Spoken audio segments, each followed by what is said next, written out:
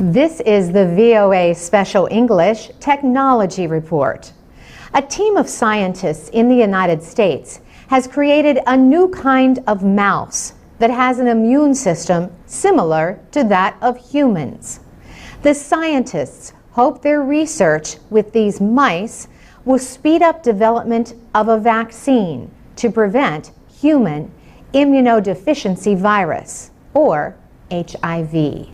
Scientists from the Reagan Institute of Massachusetts General Hospital, Massachusetts Institute of Technology, and Harvard are carrying out the new research. Earlier research has shown that certain individuals with HIV have immune systems that do better at controlling the AIDS virus. These individuals are commonly known as elite controllers. They often live longer with the virus and have fewer problems early on. Todd Allen is one of the lead authors of the new study, which was published in Science Translational Medicine. He says some people are able to control HIV very well. By using the new experimental mice, the researchers hope to learn what it is about the immune systems of these elite controllers that causes them to deal with the HIV virus better than others. The humanized mice were created using stem cells and tissue from human donors. Some of the tissue was taken from the liver and thymus. The thymus is a large gland at the bottom of the throat. It trains T lymphocytes, or T cells, to attack unwelcome microbes. In that way, it protects the body from infection. When the scientists infected the so-called humanized mice with the HIV virus, the T cell reaction in the mice was exactly the same as that of humans. Earlier research using rhesus monkeys helped scientists understand how the virus attacks cells. These monkeys were seen as good replacements for humans because they could easily be infected with the primate version of HIV, known as SIV. But genetic differences in the two versions of the virus and the immune systems suggested that monkeys were not the best candidates for HIV research. Todd Allen says the experiments with the new humanized mouse did a better job of showing what happens in the human body with the AIDS virus. He says the experimental mouse permits researchers to test the discoveries they have made about individuals infected with HIV. Todd Allen and the other researchers hope further studies with the humanized mouse will lead to an HIV vaccine. For VOA Special English, I'm Carolyn Presutti. This is the VOA Special English Technology Report. Recent developments in China and India put the issue of internet censorship back in the news. In China, the country's largest microblogging service announced new policies to restrict what its users can put online. Sina Weibo is a Twitter-like service that lets users publish short messages and pictures. There are about 300 million Sina Weibo users. The service has been under increasing pressure from the Chinese government to censor more of its content. In early May, Sina Weibo announced new policies aimed at preventing what it called offensive or questionable material from being posted online. The company said that includes information that is untrue or threatens the honor of the nation. It also includes information that promotes evil teachings or destroys societal stability. Chad Cataccio is an American-based blogger who follows technology news from China. He says the new policies are not necessarily a surprise. He says these kinds of rules have existed for a while on the internet in China. Take it for what it is, he says, and adds that at least Sina Weibo is putting the policies in writing publicly. What remains to be seen, he says, is what that means and if that's good for the users. Sina Weibo said its new policies would take effect May 28th. In April, the company deleted several user accounts after stories of a possible government overthrow spread across its service.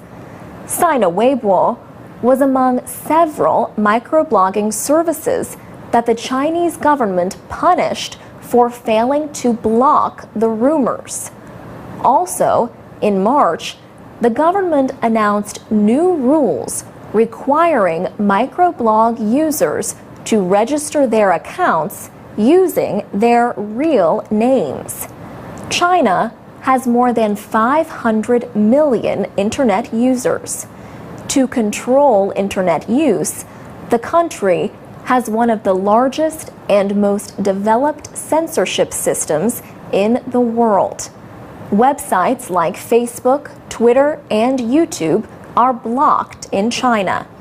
In India, the Delhi High Court again delayed censorship hearings against Facebook and Google. The move in early May was the second time the hearings had been delayed this year. Facebook and Google are among a group of companies accused of not censoring offensive content on their websites. The Delhi High Court set a new hearing date for August 7th. For VOA Special English, I'm Alex Villarreal. You can learn English and find more stories about internet censorship issues at voaspecialenglish.com. I'm Alex Villarreal with the VOA Special English Technology Report. A new website plans to use social media to help women in Egypt find unwanted sexual attention. The website is harassmap.org. The idea is to offer different ways for women to report sexual harassment as soon as it happens.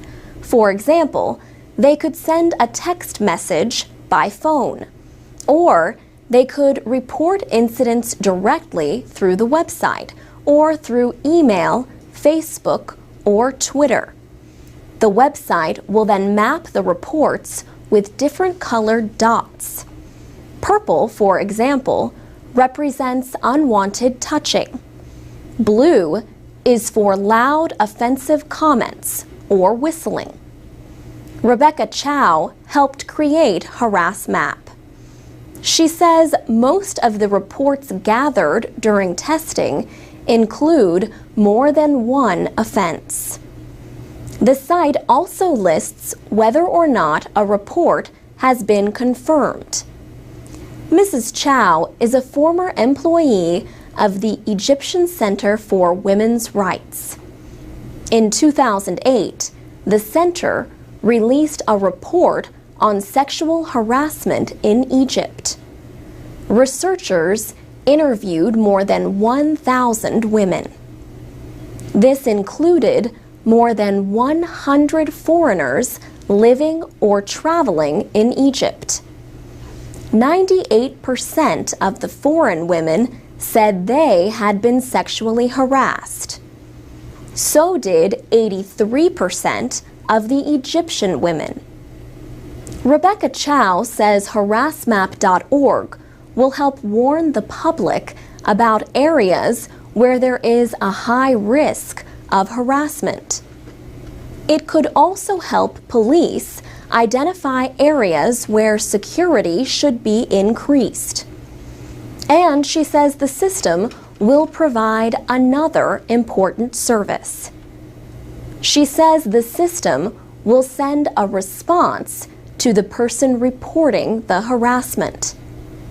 It will include a list of services that the woman can contact if she needs help with legal aid, making a police report, or finding psychological help.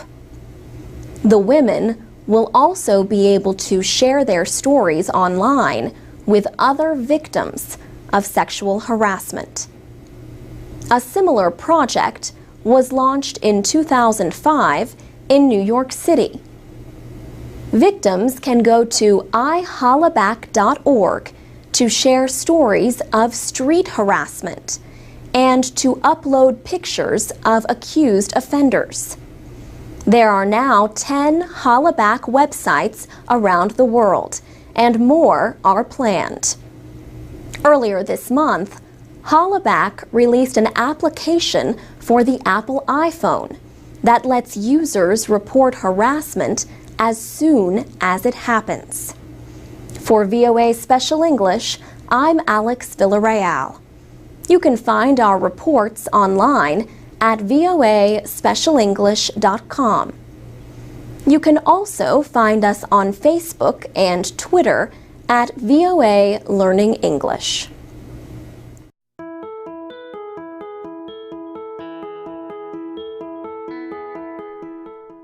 From VOA Learning English, this is the Technology Report. Many Americans start to closely follow weather reports in the early fall during the Atlantic hurricane season.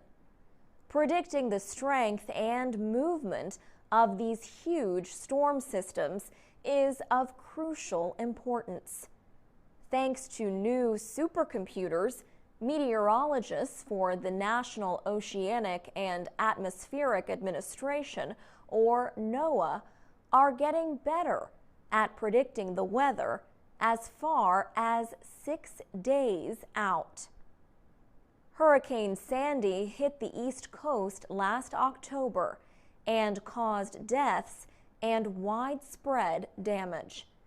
It was one of the costliest storms in United States history. At the time, some people blamed meteorologists for not correctly predicting the path of the storm. But weather forecasting is extremely difficult, says Ben Kiger. He is the Director of Central Operations at NOAA's National Centers for Environmental Prediction in College Park, Maryland. Ben Kiger says oceans are another issue because they closely interact with the atmosphere and have a huge effect on storms. NOAA has spent about $20 million on 2 new supercomputers in an effort to improve the dependability of its forecasts.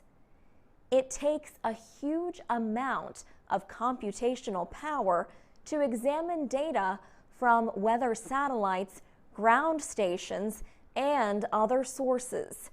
It then takes a lot of power to predict temperature, air pressure, humidity, and wind speed. But human brains and experience are still very important to the process. Meteorologists at the National Centers for Environmental Prediction scan the same data that the supercomputers get before issuing a weather report. NOAA issues worldwide forecasts every 6 hours every day of the year. For VOA Learning English, I'm Alex Villarreal.